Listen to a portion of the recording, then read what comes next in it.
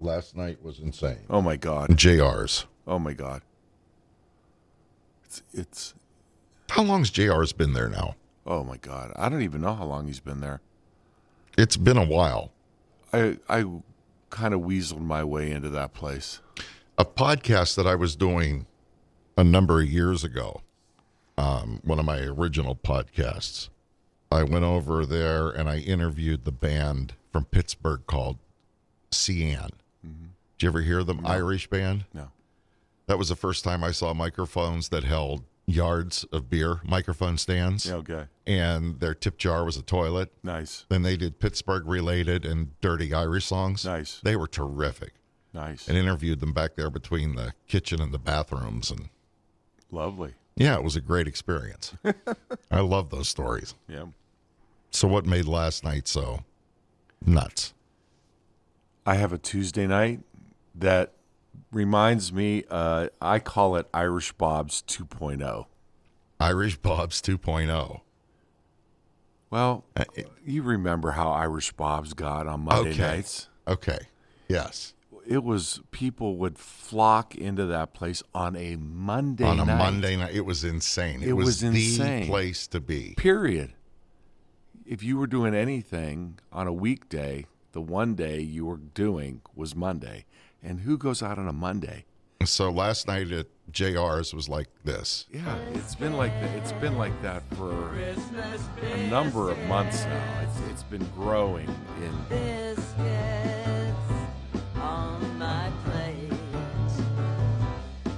Ooh, I like it with the lighting. Christmas biscuits. Oh yeah. It's the latest from Tom Shaw Entertainment. It's Christmas biscuits. There should be Christmas biscuits. Christmas biscuits. Biscuits on my plate. The Penn, Ohio Gogo Bungalow radio show brought to you by G&J Fencing. So JR's was like Irish Bob's 2.0. It's what it's been like. It's like young kids coming in. Well, that was and my next question. What was the age range? last night. Yeah. Oh, it's 20s. It's 20-something. How are you doing? I mean, I remember back in the day when we were in our 30s and dealing with 20-year-olds. Right. And I was starting to feel old then. I can't even, I haven't done anything like that in 20 years. I have no idea. What I am experiencing now as a 62-year-old man in a bar with people that I could have fathered or people that even my kids could have fathered, I am now in a position of where they literally love me like an uncle Like an uncle. or a grandpa. Yeah. And that kind of frightens me. Well, at least you're in a good place now to be that. They hug me and they Yeah. tell me they love me, and I give relationship advice, and I take car keys from people I know there that I see drinking too much, and you need to not be driving tonight. And I would imagine your wife, Cheryl's around enough. She's kind of like Mrs. Claus. Oh yeah, she's yeah. Although she's way hipper than you are. Well, her boss, my wife is the assistant manager at Packard Music Hall in Right. Warren, and her boss calls her Mrs. Simply.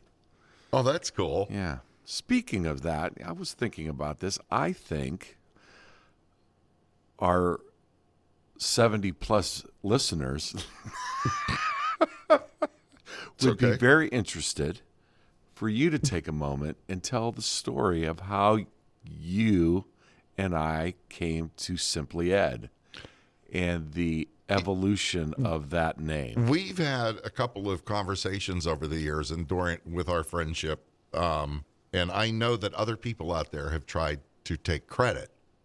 Yes. Unfortunately, the only person that does know it is now passed. Exactly. May he rest in peace, Exactly. Bobby Tombo. But it was, we started karaoke, when was that? 1990. Yep, 1990. And Super Dave and I had our shows already rolling. And I remember you were just chomping at the bit. You were Waiting in the wings. bugging the daylights out of Bobby to get a second system. I was terrible. And I remember when the system was ordered, and it took forever to come in because it wasn't like it is now. I mean, it was on a slow boat from Japan. But we were waiting and we were waiting. In the meantime, we'd gotten notification it was coming in really, really soon. So we had pitched you doing karaoke at the old Howard Johnson's on Belmont Avenue. Lovely little tiny place. And I think they were Korean or Indian. I think they were Indian. Were they Indian? I'm sure.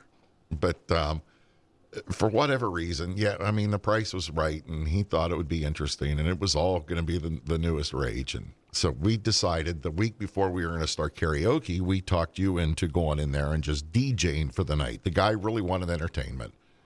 And we put you in there that evening, spinning tunes in a Howard Johnson's hotel bar. Yes. And I had gone the week before, the week of, and put posters all over the hotel. And I gave you the name Electric Eddie. Come see Electric Eddie Friday night in the lounge. And so that night when we got there and it was time to close, and we were done with our show, and we went over to assist you in tearing down yours, and we got in there, and you were sitting in the corner. There were probably 3 people in the bar. Yeah, it was dead. It was terrible. And you were sitting there with your arms crossed and completely ticked off. And I walked over, and it's like, "What's wrong, Ed?" And you held up that poster. Oh, yeah, because I tore them all down. You held it up, and you says, "I don't want to be Electric Eddie. I just want to be simply Ed." Boom. And that was it. Yeah. From then on, every poster that was ever made, Yep, and there it was. we billed you as Simply Ed. Crazy, isn't it? And I think Electric Eddie. How dare you? I think even Simply Ed, you were a little reluctant at first, and it kind of gave in, and it's now who you are. And there we are. Sometimes I don't even know if I have a last name anymore. Will that be on your tombstone or your Oh, my urn, God. or your urn? Well, I never even thought, I haven't got that far yet thinking about that. Because, in the Catholic Church, they frown on upon cremation. that. That's right. And my mother ended up being cremated, and may she rest in peace. What a great woman my mother was. And we buried her urn with her at her parents' grave. And I was very surprised that the priest that was involved in her funeral, because we had a memorial service down at the Royal Oaks, and then we did a private thing at the cemetery.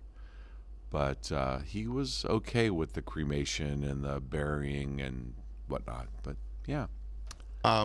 Interesting how this conversation's going. I was out with my friend the coroner last night. Oh, I've always wanted to. I would love to know a coroner. You're gonna get to know John. I can't wait to meet him. You're gonna get to know John. John, I love my friends are all so much fun and so unusual. So I was out for wings last night with the county coroner, the owner of the local rodeo, the county anthropologist. So that's a cornucopia of personalities. It was so much My fun. God. We went to have wings. And the coroner doesn't like his wings on the bone. Oh, how surprising. Those are my favorite TV shows are Corner. Remember Quincy? Oh, yeah. We Oh, talk God, I about used to love Quincy. that show. Quincy and Emergency. Mm-hmm. Yeah. So, we were talking about cremation and everything. It's an interesting subject now because that's becoming pretty much the norm is cremation. Yeah. The standard burial funeral is becoming more and more a thing of the past, and that's pretty much because of economics. Well, yeah, but there's always the new craze that's coming out where you're buried in the root of a tree and you. I've seen that. I am absolutely awed by that whole prospect. Where you take your naked, unembalmed body, throw it in a hole, put some dirt on you, and then throw a tree on top of you. How about that? I don't know. I don't know. I, I just keep thinking about worms. I'm not going to worry about it. I'm going to let, Right. my son, Oh, You you're know. not going to do a will? yeah, there'll be a will, but, or is a will, but it doesn't get into details of how to. I mean, as far as I'm concerned, they could put me in a refrigerator box and float me down the Shenango River. Ooh, that's a lovely idea. Then you could I could be part of the And then old fire festival down your there. yeah, your body somehow gets caught in some wood type thing and stuck on the shore, and it decomposes, and your body's found 5 years later. It turns into a cold case, and then next thing you know, there's billboards up. I'd be happy with a performance art reenactment of Fargo, and they could use a chipper shredder. Oh, That would be colorful. yeah, but all right, so you take the chipper shredder. Now, T-shirts. You could it could be aimed at a certain. Sure. Do you remember Northern Exposure? Yes, I do. Okay, so they got rid of a cast member, flinging him with a catapult. It Yes. actually wasn't a catapult. I forget what the other one's called. A tributary. I'm around all this electronic stuff. I could just look it up, but I think it's funnier if I just mispronounce it. Okay. A trebuchet. All I right. think that's it. So you could look it up, or somebody, one of our 70 listeners. Yeah, they'll Could find say it and they'll correct us in the comments. That would be great. We look forward to commentary, Yeah. by the way, because I think we're going to evolve this thing. That's into gonna be all I want everyone to know out there as you're listening to this, we want to be a little funny. We want to tell you stories about our pasts and how they may relate to you somehow or someone you know. But down the road, we want to involve audience members in our show. Absolutely. And when we do, we're going to look into doing the remote thing that we've been talking about. Talking about taking this out and making this more of a live show. Yes, and then if we get cameras involved, I guess we're going to have to clean up a little bit, aren't we? I don't care. You don't care? I'm Because just I'm looking across at don't you, and you're care looking anymore. across at me, and I don't know, it's not that pretty. Oh no, you're a good looking dude. Oh man, thank you. Soupy Sales meets Mel Gibson. That was a classic ad, by the way. That is one. Thank you very I much. have that picture. I think I saved it on my phone. That is, yeah. So back to the JR's thing. It's a karaoke has gone in waves over the last 33 years. And there's been some dips and some, and it didn't seem as popular. People were kind of over it. And what I have seen happening since COVID has let up and everyone started to going back out again and people just wanted to go out and have fun. And we've talked about this, and we'll talk about it on multiple occasions. It's just fun to go to a karaoke show, whether you sing or not. It's fun to do anything. We have this. I'm not one that's anti-diversion, Okay. and I mean, even if your extracurricular activities are church, at least you're getting out and you're socializing and having conversation with other people. Right. But I'm such a big fan of the fact that the microbrews and the wineries have really moved into the area here at this particular point in our life. It's amazing. Big Rail Brewing over in Grove City, PA. Which I've never been to. Dude, most of the activities that go on out there, it's outside. They do have an indoor venue now, and I haven't been to it yet. I've seen the building, but I haven't been to an activity there yet. But they put fire pits out everywhere. They've got picnic tables, and they continue all. And there's a nice chunk of the population, and there needs to be more of that aren't afraid of the elements. Who Right. cares if you get a little rain on you? Who cares if Exactly. it gets a little, especially when we have the technology of today's clothing. Right. Geez, oh man, they have battery-operated coats. Exactly. So there's no excuse not to get out, not to mention the fresh air. Right. It's great. But anyway, I digress. So juniors we have, and that's where this all started. I personally don't know if I could do 20-year-olds.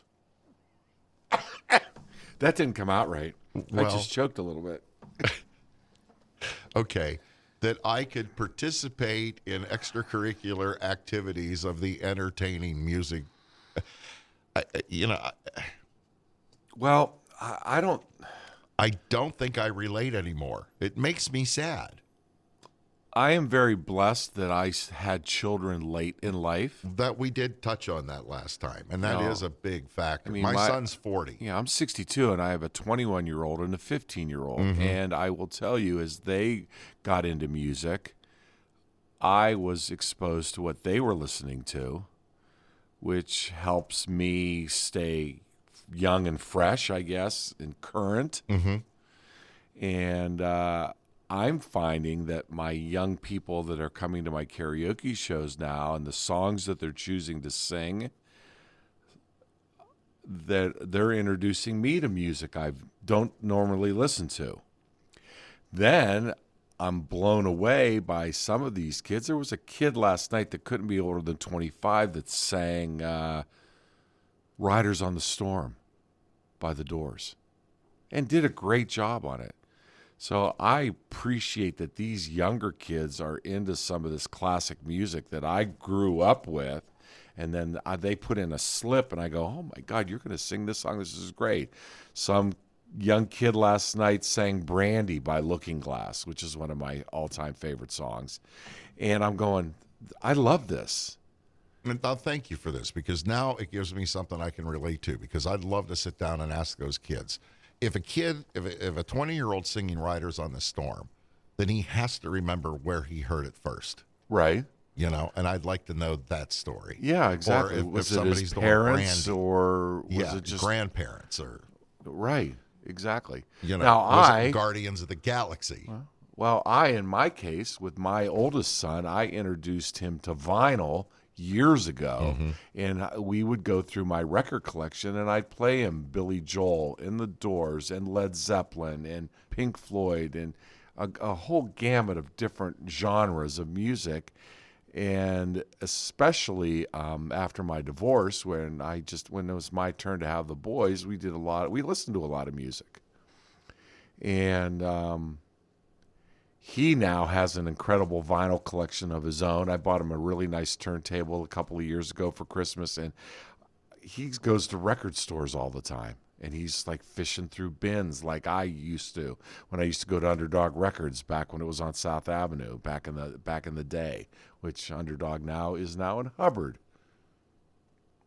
Was that Sonny's place? Yeah, Sonny's still Sonny around. still has it. I know. I see. love him. Yeah. I see him and Tom, and I can't remember the something. I can't think what the name of the band is now. Saxville Rhythm and Blues. Well, that was Sonny's original Yeah. band, but he and Tom Saylor and they've been that's right. performing. They're as, doing something. Yeah, you're right. I can't I remember. need to look that up. But yeah, Sonny's still there, and he's got that little store in Hubbard now in 62, and it's great. It's basically just the same building in a different location. I mean, need to go in there. It's got that you walk in and you just smell all those albums. You could just there's a smell to a record store that is like nothing else you will ever experience, especially if it's in a small room and it's just all contained. And then you go to a bin and you take your fingers and you filter through those records one at a time, and it's such a great feeling. Instead of getting your phone out and going to Spotify and clicking, putting something in your search window, it's an experience that I think has come back around. I mean, West Side Bowl just did this big record. I saw that. Record like swap meet type thing, and it was. I guess I wish I would have known about it. I saw it after the fact. I would have loved to have been there. Beachland Ballroom. They do things. They They do do a stuff big like that flea too. market too. Well, that's the kind of stuff that we will start promoting here as we get into. I think we'll start having an entertainment segment in our podcast where we promote stuff. I kind of thought, because I've been on this roll, this last few weeks because I've been so excited about this. And I don't think I'm even going to the show, at least not this time. But this is the kind of stuff I'd love to do here with a small, intimate audience. Right. Do you know Pokey Lafarge? No. Let me show you Pokey Lafarge. Hey, all right. Take your time. 1, 2, 3, and... The Missouri is my right arm, the Ohio River is my left. I'm living on the Mississippi River where I know life is the best. You want to talk about bringing back an old sound to a modern audience. No, baby, I ain't gonna live on no coast. Take me back, 'cause I'm just a plain old Midwestern boy. What am I doing just to get by on Central Time? Some people say that the Mississippi River is the backbone of the nation. What I'm saying now, they can say whatever they want. I won't disagree with your statement. And where is he out of? Working hard as ever. Oh yes, just wonder what I So, do to make your life better. Pokey grew up. Let me get out of this. So Pokey grew up St. Louis, Missouri, and he's got 2 shows coming. He's going to be at the Beachland Ballroom and then down at Thunderbirds Rhythm and Grill in Pittsburgh. Okay. Can't see anymore. Yeah, this Saturday and Sunday. So Saturday evening, Thunderbirds Cafe and Music Hall in Pittsburgh, and then Sunday he's going to be at the Beachland Ballroom. But I've been following this cat for years, and it's you talk about nostalgia, but yet it's new. Yes, that's what I'm saying. Isn't that? It's just so. It's that. There's a bunch of artists out right now that have rediscovered that whole Depression era music and that style. Right.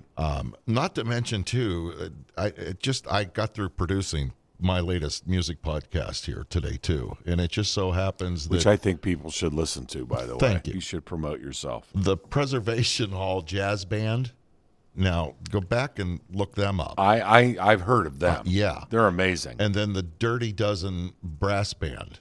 Both are going to be appearing at Kent's Stage coming up here in the next couple of weeks, which is just, there's so much amazing music.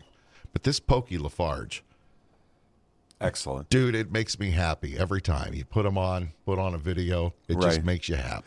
I don't know if you feel the same way I do, Dana, but I've seen a real resurgence in venues doing more and more live entertainment, whether it's a guy with an acoustic guitar or bands or combos or like JR's. Let's go back to JR's for a minute. Once a month, and it's coming up this coming Monday, the very first Monday of every month, Jeff has the First Class Big Band perform there. I did see that. And it's a full-blown Glenn Miller-style orchestra. Right.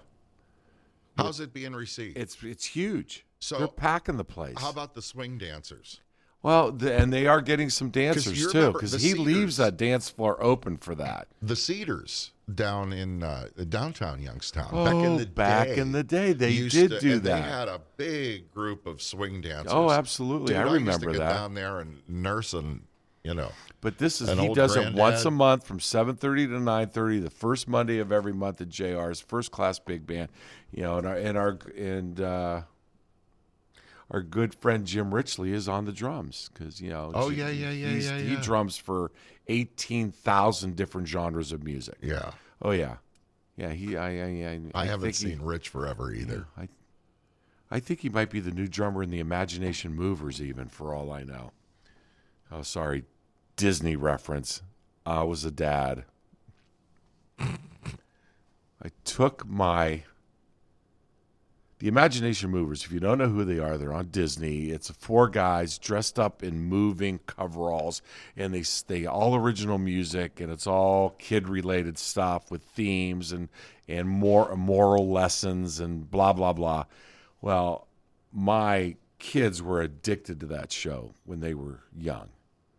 So they actually were coming to Akron, and my oldest son, Donato, was past the imagination movers phase. And my youngest son, who is 6 years younger than Donato, it was right in that wheelhouse where he was addicted to that show, where we watched it over and over again.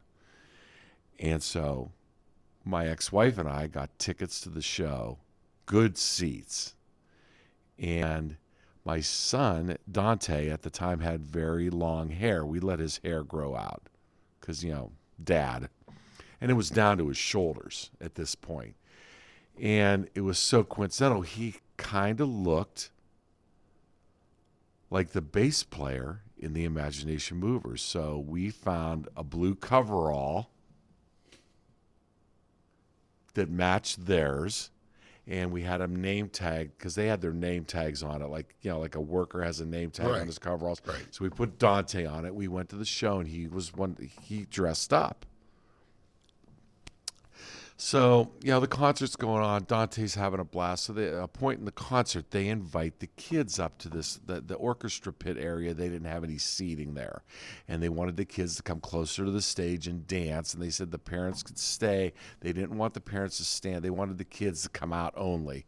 So the parents can line up at the edges of the orchestra pit to keep their eyes on their kids, and we want the kids to come out and dance for a while. So, you could see from different parts of the auditorium, parents letting their kids come down, and it got a little chaotic, a little disorganized at one point. And so I looked at my ex, and I said, I'm going to take Dante down there. She said, go ahead. So I go down there. She goes, keep your eye on him. Well, I guess you're going to know what's going to happen next. So I loved the Imagination Movers too, and their show was fantastic, very energetic. They played their own instruments. There was no lip syncing. It was live. It had a lot of energy to it, and so the kids are down there dancing, and I'm kind of getting into it. I'm starting to pay attention to the band more than I am my kid at this one point, and then I look down to where my son was.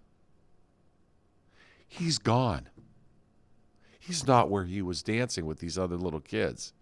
And I'm looking around, and I can't find him. Now, my ex-wife can't see me at this point. She doesn't know that I've lost sight of my son. Yeah, you're hyperventilating at this I'm kind of losing my mind a little bit. And then all of a sudden, I look to the right, and on stage left, on the stage, is my son. Mm-hmm. He worked his way over to the steps that came up because it was an Akron Civic Theater, so it was a theater. You're right. So there's steps going up to the stage, and he walked up the steps.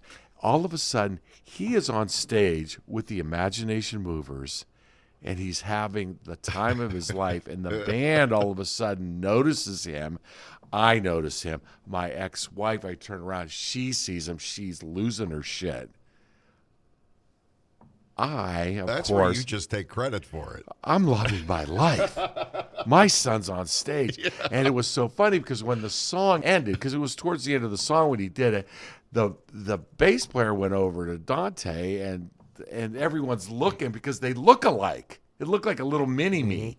And the place is going nuts, and my wife's hating me at this point because as much as I thought that was the coolest thing that's ever happened in my life at one point, to see my son up on stage with his idols, well, at the time, he was like thrilled.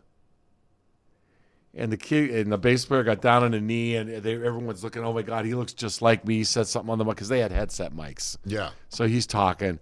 And so I walk over to the steps, and one of the stagehands leads him back down. And he's like, I want to stay, Dad. It was. So I haven't asked you this. Have either one of your kids been bit by the entertainment bug? Absolutely not. Now, Dante did some musical theater. He did some youth theater a couple of years ago, and I thought it was going to bite him wholeheartedly, and he was going to do it, and it didn't take. Maybe once he gets a little bit more in high school and gets into the drama department, I'm hoping to encourage something like that.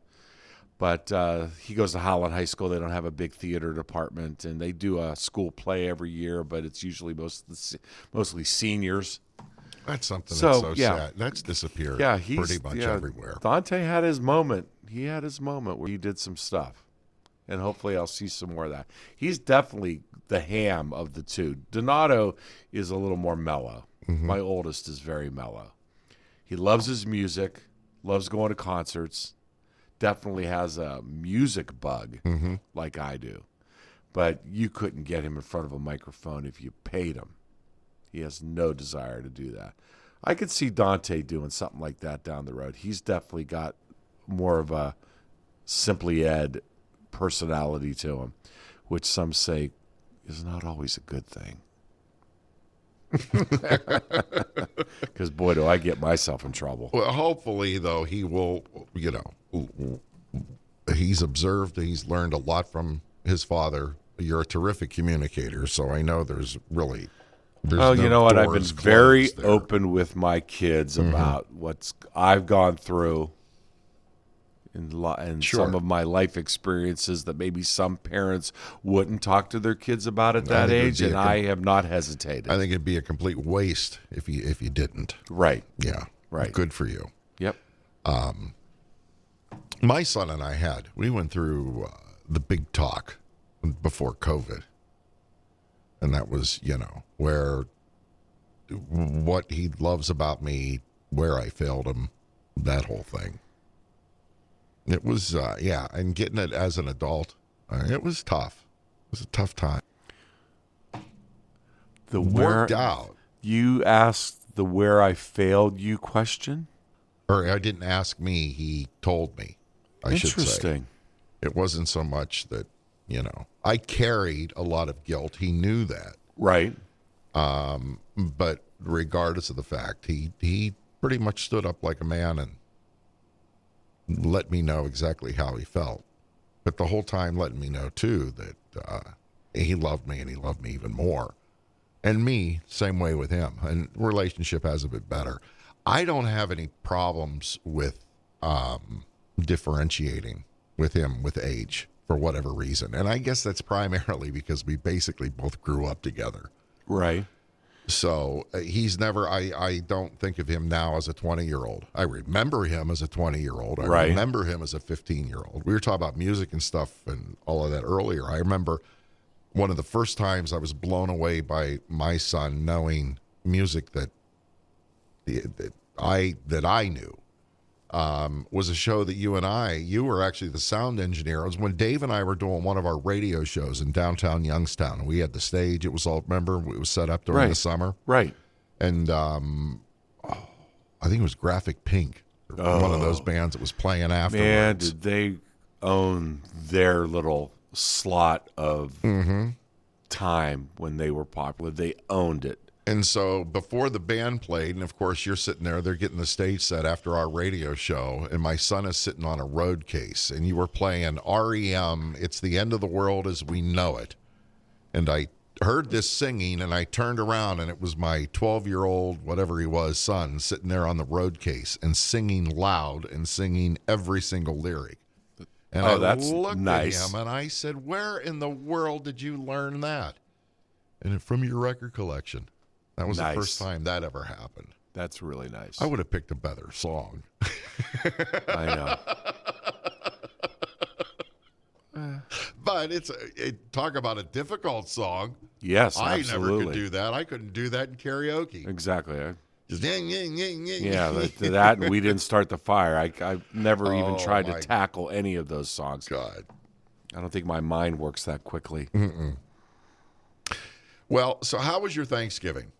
Well, it was my ex-wife's turn with the boys, so Quiet. it was very quiet. And my wife's son went to Michigan to visit a friend, so it was just my wife and I. And I remember the week or so before that, I was at Aldi's, where I always buy my turkey every year. That's where And we my got wife ours. told me, if it's just going to be us this year, don't get a big turkey. No. I got a problem. It's Beth Ann and I. We did 20-pounders. Yeah. Yeah. So I called her and I said, hey, listen, there's a 21-pound turkey here that's perfect. I go, should I grab it? Because I'm on the phone with her at the freezer at Aldi's. She goes, are you out of your mind? A 21-pound turkey, it's just going to be the two of us. So I said, okay. You know what? I'll just get the 20-pound. And I hung up. Do you stuff your bird? No, I do not. I brine my bird.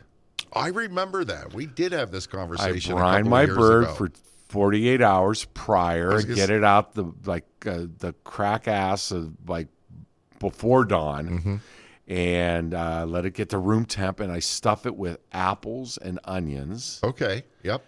And then I make this compound, and I paint. It's a margarine-based compound with herbs and spices, and I paint the outside of the bird with this thick compound. Once it dries, so it sticks, and then I put it on my smoker. We call that a poultice. There you go. I put it on my smoker, and I smoke it for like 8 hours at the wonderful temperature of 225 degrees. And it comes out perfect every year. The smoker, my wife and I bought a smoker during COVID. We were, Is it one of those like R2D2 units? Oh, no. It's you the got big the real banger thing. with the pellets and the auger. Okay. And, yeah. Oh, wow. It's a big, giant thing. Impressive. I know. Well, You can buy your own microphone. I know. I that's funny. That was funny, Dana. That was very funny.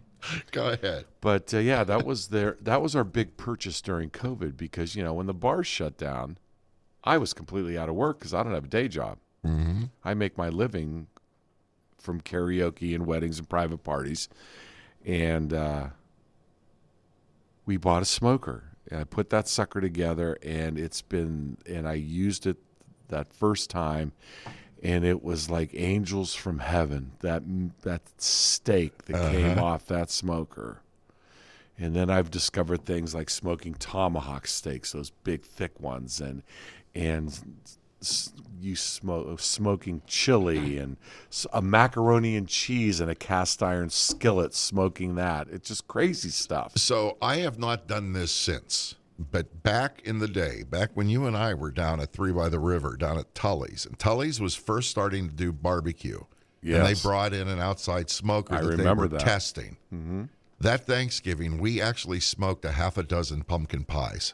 Nice. It was really good. That's interesting. It I was- bet you that was they were- really tasty. Yeah, they were pretty doggone good. The crust, that is something you'd probably have to experiment with because the crust was definitely smoky. Yeah. Because, you think of a Oh, yeah. smoke ring. Absolutely. I wouldn't even call the crust necessarily edible for me. There are probably people that would love that. It was tough. But the custard and the pie itself, it was just absolutely delightful. I'd love to try and do that again. Smoking meat is my thing now. I learned a little bit in the South about how to smoke a pork butt. And that's about the extent of it. Well, last Easter I smoked a leg of lamb because, by Greek side, you got to have lamb. Yeah, I celebrate 2 Easters. Dill sauce or mint? Do you do a dill? A little bit of it's like a tzatziki type sauce sure. you use on gyros. Sure, absolutely. Gyros, Yeah. I guess I should say Gyro. before I get a comment. Yeah. Greeks aren't allowed to say gyro. That's why I should like to show off. I know. Gyro. I know. I was very impressed that you threw that out I there. can even roll the L. Gyro. I know. Ah. My wife can't roll. She can't roll the. She tries. There's I just started to get a tongue ring. I got this thing with my wife where I take a dish towel and I put it over my head like an old Greek woman and I hold it like The this. stead above. And then because it reminds me of my yaya. Yeah, that's it. When we were bad running through the house when my yaya used to stay with us when I was little, we'd run through the house and she'd be sitting there in her chair darning socks because my mother would give her socks, and if there was a hole in it, she got her out a little darner thing, and she'd fix holes in socks. That's all they ever did. That's all they ever did. Darn socks on the boat on the way and over. and needlepoint and whatnot. So she would run through the hall, and then she'd say, "Kakopedi," which is bad boy. And then there's this other one, the faxilo, which is like you're gonna get it. And so I'll take that every once in a while. I'll be in the living room, and Cheryl will be sitting across the room, and I'll get a dish towel over here, and I'll put it on, and I'll look at her, and I'll go, and then for a girl, you say, "Kako karitsi," like that's bad girl, and it's like, and I do it with it, and I lower my voice, and I kind of, and like my yaya, and my yaya used to do this with the hand, which we can't see in the podcast, but you know what I'm doing. Yeah. Well, you know exactly. And she'll just pee her pants every time. It never fails. She just loses her shit every time I do it. Miss the grandmas. This is the time of year I always miss my grandmother. Well, my mother heading into the holidays. Yeah, my mother passed away right before Christmas. God, I don't know how long's it been now. I don't want to even don't quote me, but it's been at least 5 years. And so every time around the holidays, I really think about my mom. Oh, because she taught me how to make wedding soup and baklava, and it's like I got both sides, and I'll be doing that here very shortly because I make baklava every year. As a matter of fact, my baklava is so good that people buy it off me. And it'll be going up for sale here in the next couple of weeks. All right, well, let's sell some baklava. I think I'll post it. I'll share it. All right, let's do it. Put in your baklava orders now. Simply Ed baklava. It doesn't sound very Greek. Can we call it Simply Ted? Simply Ted. Ted Santoulis. Oh, God, I loved working for that band. I loved running sound for a Greek band. I love Greek music. It has got rhythm, and it just makes you want to move. I love the sound of a bouzoukia, and you mix it in with the clarinet and a good bass line and a really good drummer, because there's almost a little jazz type feel to the drumming in a Greek band. Oh, God, I had such a great time running sound for that band.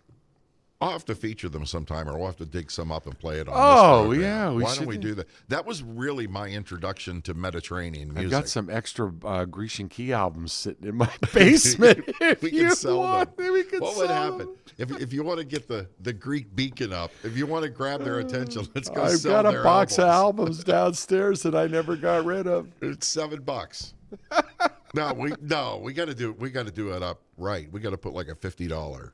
That's how we'll raise money for the podcast. We'll sell the Grecian key. We'll sell out your inventory. Oh, my God. And then see if we get sued. Yeah, well, Giorgio, trust me, Giorgio will be on the phone. Would we even be able to hire a Greek attorney? That'd be interesting. If we get sued by the Greeks, can we hire a Greek attorney? That could be fun.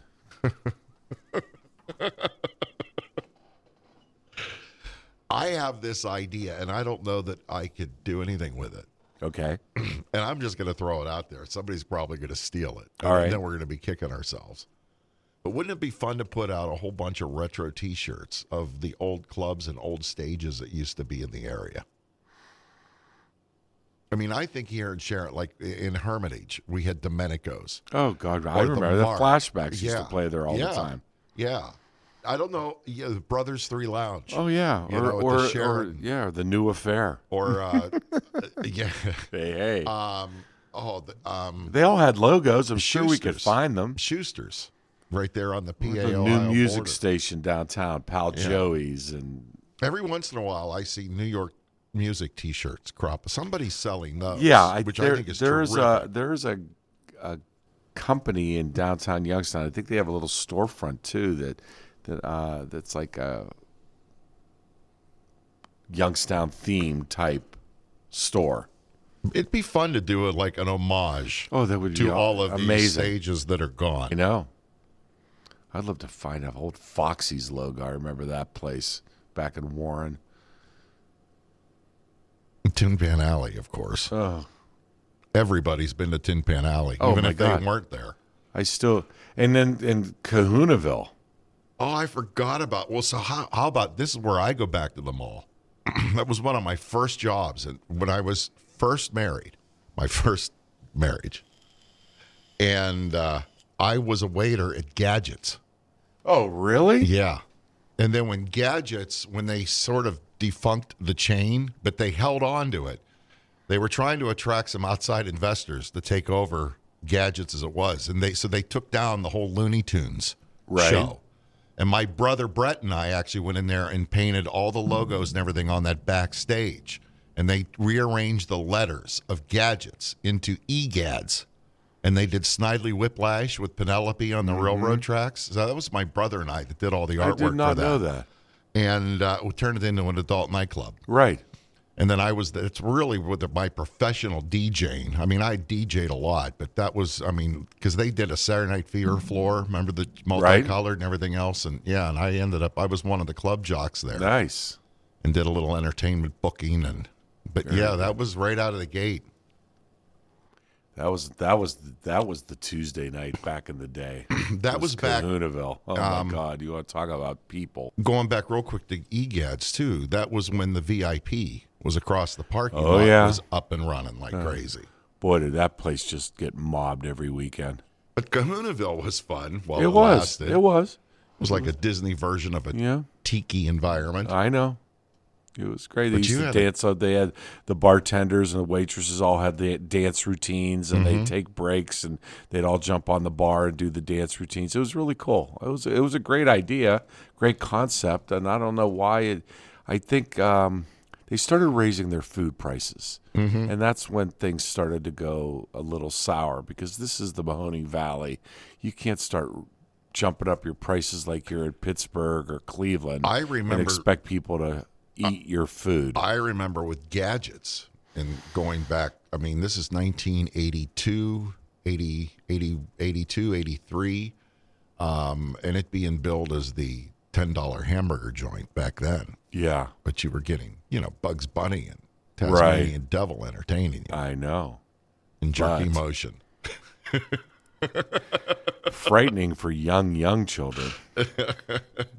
The bar that they had there was a mad scientist laboratory, and I actually ended up with a whole bar set of that stuff. Oh, really? Because all the glasses and stuff were beakers Oh, that's a great idea. and all kinds. Yeah, I don't remember that. And then when I moved to Florida, it got shipped down to Florida, and then it got destroyed. Yeah. I had not a piece of it left. Oh, boy. I love reminiscing. Oh yeah, this is where we play Little River Band. Okay. No. But yes, I love the Little River Band. A very underappreciated Australian band. Oh, I did a show with them at the Trumbull County Fairgrounds Nice. back in the day. Yeah, they were the entertainment out Trumbull County Fair. Very good. And terrific bunch of guys. I'm sure. Saw them several times. Saw them out in Bethlehem, Pennsylvania, too, at Music Fest. One of those German music fests they have going on in the streets of. Well, my friend, I'm looking forward to the holidays. I'm debating on whether do we start talking about the holidays. We'll save it for next time. Yeah. It'll be December. We can, Like at my karaoke shows, Dana, you're not allowed to sing Christmas songs till after December 1st. I was a purist my whole life. And even when I've done podcasts or radio shows or different things, I've always held off of, darn it, I'm not playing Christmas music till at least, 2 weeks before Christmas. Ooh, wow, I that's was very one of those. I was purist. kind of strict. I know. But this year with the podcast, and it's all music that is being performed locally in one form or another, or artists that have been through here. It was fun putting it together, and I just decided, you know what, this year I'm going to throw it up on Thanksgiving just to do something a little extra. So it's up and it's running. Okay. And it's I'm kind of tickled with it. I listened to it last night for the first time in a while since I produced it. It's like, okay, this was fun. Good. I think you'll like it. Good. Merry I have a Christmas. new catchphrase. Happy holidays. Thank you, you too. Oops. A new catchphrase. Let me see here. I sort of lost my train of thought with your wonderful, generous greeting there. Well, there is a war on Christmas, Yeah. So the Gogo Bungalow, another description of the Gogo Bungalow, Yes. is when Gogo Boots meets Andy Griffith. Whoa. How do you like that? Interesting. That's kind of what we're doing here. Okay. Go Boots meets Andy Griffith. So we need to do a remix with the Andy Griffith Yeah. song. It's kinda like- you remember when- remixed with some reggae. Remember when My Three Sons was black and white? Yes. And then Robbie got married and it all went color. Yes. And all of a sudden we had Go Boots. Okay. And print. Yeah. That's All right. kind of what I see and the I'm feel I feeling get that. around this place. All right. Another little realization I had last night with my gang of intellectuals, the county coroner and the owner of the local rodeo and the anthropologist and the lovely Miss Beth Ann. We live in a dad bod world where anti-heroes are our heroes. Nice. I love that. You like that? I do like I that. thought you might appreciate that. Definitely the dad bod thing. And I consider myself a little bit of an anti-hero right now because... Do you know what brought it on? Was we were talking and John brought up the song Jelly Rolls, Save Me. Yes. And he's like, I'm screaming that at the top of my lungs every morning when I get up, and started laughing. And it just kind of rolled off the top of my head. Nice. We now live in a dad bod world where anti-heroes are our heroes. That's a great way to wrap it up. Well, there it is. That's a perfect way to wrap it up. I'll see you next time, my friend. And I can't wait. Goodbye, everybody. The Penn, Ohio Gogo Bungalow radio show, brought to you by G&J Fencing.